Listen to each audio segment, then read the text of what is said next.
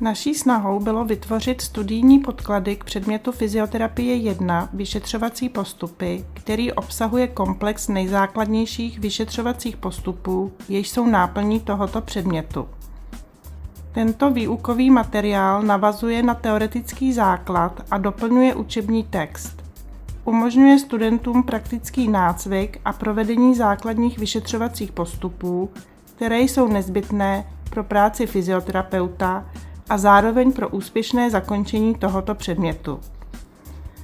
Vyšetřovací metody představují objektivní hodnocení v práci fyzioterapeuta a potřebu učebního materiálu praktické výuky postrádali studenti fyzioterapie již několik let.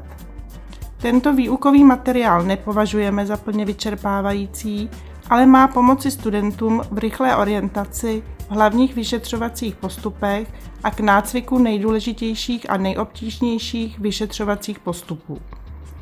Jednotlivé kapitoly tohoto výukového programu doplňují teoretická východiska, které student získá při přednáškách a jsou podkladem pro vypracování kineziologického rozboru jako základu pro stanovení terapeutických postupů. V každé kapitole jsou uvedena pouze ta vyšetření, která činí studentům nejčastější problémy.